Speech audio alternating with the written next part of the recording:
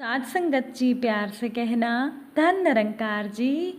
स्वागत है आप सभी का आपके ही चैनल पर। यहाँ हर रोज़ मैं आपके लिए एक नई साखी लेकर आती हूँ।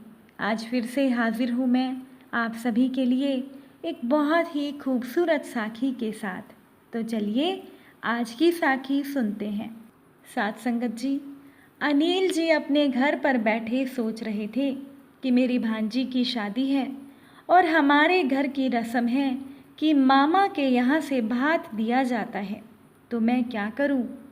साथ ही साथ अनिल जी के मन में ये ख्याल भी आया कि उनकी बहन छुटकी ने ज़्यादा ताम झाम करने के लिए मना किया था, पर शादी और ब्याह बार बार तो होते नहीं हैं। लोग क्या कहेंगे कि लड़की का मामा खाली हाथ आ गया।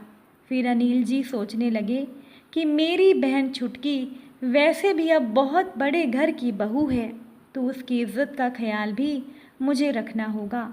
और अगर मैं अपने साथ अपनी पत्नी सुधा और बच्चों को ना भी लेकर जाऊं, तब भी मेरा बहुत खर्चा हो जाएगा, तो मैं पैसे का इंतज़ाम कैसे करूंगा? जब से अनिल जी की भांजी की शादी का न्योता आया है, तभी से ये सोच सोचकर अनिल जी को उलझन सी होने लगी। आखिरकार किसी तरह से अनिल जी ने पैसों का इंतज़ाम करके सबके लिए कपड़े खरीदे। अपनी भांजी के लिए एक हल्की सी ही सही एक छोटी सी नथ खरीदी। थोड़ा मीठा और शगुन के रुपए लेकर अनिल जी अपनी बहन के घर पर चले गए। लेकिन ये सारा सामान लेकर जब अनिल जी अपनी बहन छुटकी के घर गए, तो उनकी बहन ने अपने भाई के लाए हुए सामान की तरफ ध्यान से नहीं देखा और उनकी बहन कुछ भी नहीं बोली। ये देखकर अनिल जी के अंदर हीन भावना सी आ गई। वो सोचने लगे कि शायद मेरी बहन को कुछ अच्छा नहीं लगा है। शायद मेरी बहन अपनी बेटी के लिए इतनी हल्की नथ और इतना कम सामान देखकर गुस्सा हो गई होगी। ये सोचकर अनिल जी के दिल में अजीब सी उलझन होने लगी। इसीलिए हंसी मजाक के माहौल में भी अनिल जी चुप चुप ही रहे। लेकिन शादी के घर में बहुत देर तक मुंह लटकाए रहना ये भी अच्छा नहीं लगता। इसीलिए अनिल जी ने किसी तरह अपने आप को संभाला और अपनी भांजी के सारे शादी के कार्यक्रम में बढ़ चढ़कर हिस्सा लिया।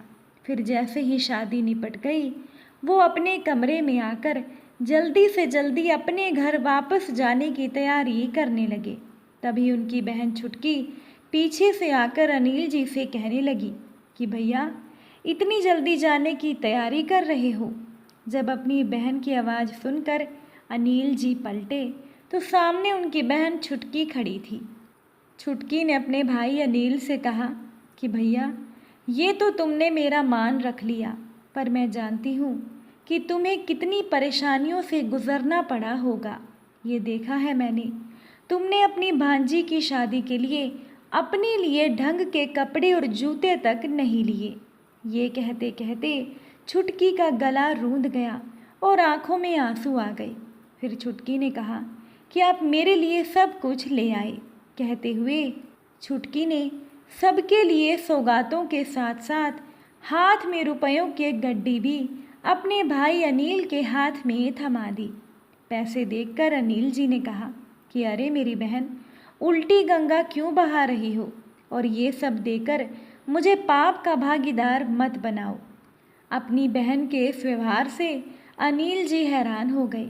छुटकी ने कहा, उल्टी गंगा कैसी और कैसा पाप? आपने अपना फ़र्ज निभाया, अब मुझे अपना फ़र्ज निभाने दो। भैया, पैसा ही सब कुछ नहीं होता है। अपनी बहन से बस ऐसे ही ज़िंदगी भर स्नेह बनाए रखना। भावुक होते हुए छुटकी ने अपने भाई अनिल का हाथ पकड़कर अपने माथे से लगा लिया। तभी अनिल जी ने कहा कि मेरी बहन तो मुझे कितना समझती है और मैं ही तुझे समझ नहीं पाया। जब तू तोहफे देखकर खुश नहीं हुई, तो मैं कुछ और ही समझ रहा था। अनिल का दिल आत्मग्लानि से भर गया और उसे बचपन के दिन याद आ गए, जब उसकी यही छोटी सी बहन छुटकी सबसे छुपाकर उसकी मदद करती थी। जो आज भी बिल्कुल वैसी ही है प्यारी, माँ के जैसी ममतामयी। अनिल का मन भीग गया और दोनों भाई बहनों की आंखों से आंसू बहने लगे। साथ संगत जी, केवल भाई का ही फर्ज नहीं होता बहन के लिए, बहन का भी फर्ज बनता है अपने भाई के लिए। एक बार की बात है कि एक घर परिवार में एक लड़की के छोटे भाई का मृत शरीर आखिरी यात्रा की ओर चलने की राह पर था, लेकिन बहन ने अपने छोटे भाई के शरीर को उठाने से पहले जायदाद में हिस्से की बात कहकर अर्थी ले जाने से साफ मना कर दिया। बहन ने कहा कि जब तक मेरा हिस्सा नहीं दोगे मैं ये शरीर नहीं ले जाने दूंगी। उस लड़की को उसके रिश्तेदारों ने, पड़ोसियों ने बहुत समझाया, लेकिन वो अपनी ज़िद पर अड़ी रही। सभी कहने लगे कि ये कैसी बहन है, ऐसी बहन भगवान किसी को न दे, ये कितनी स्वार्थी है। सभी लोग तरह तरह की बातें कर रहे थे, लेकिन बहन ने एक ही रट लगाई थी कि पहले उसे जायदाद में हिस्सा चाहिए, वरना वो छोटे भाई का शरीर उठाने नहीं देगी। अब मरे हुए छोटे भाई की पत्नी बहन के पैरों में गिरकर रोते हुए बोली कि दीदी, इन्होंने हमेशा आपको बड़ी बहन नहीं माँ के रूप में मान दिया, और आप आज इनकी मिट्टी खराब मत कीजिए। बहन का जवाब था अपनी भाभी के लिए कि जब तक तुम्हारा पति जीवित था तुम तब भी मेरी बहू थी और आगे भी मेरी बहू ही रहोगी, लेकिन ये मेरी आज्ञा है, मुझे जायदाद में हिस्सा तो चाहिए ही।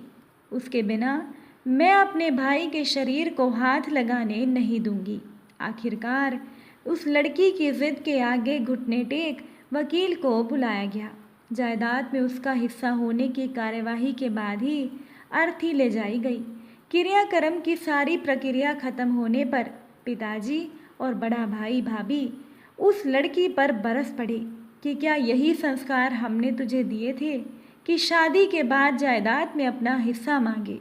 सुन, अब तुझे हिस्सा मिल गया है तो तुझसे हमारे जीवन भर का नाता खत्म।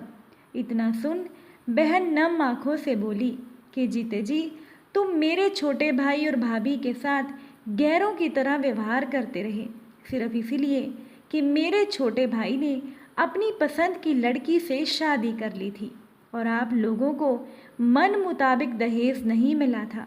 दिन भर ताने दे देकर तुमने हर मुमकिन कोशिश की कि मेरा छोटा भाई अपनी पत्नी को छोड़ दे ताकि आप लोगों की दहेज लोभी इच्छाओं को वो पूरा कर सके, लेकिन मेरा छोटा भाई नहीं माना। आखिरकार अपनी पत्नी और बच्चों के लिए मेहनत करते करते वो बीमार क्या हुआ, आप लोगों ने तो उसे बिल्कुल अछूत ही कर दिया।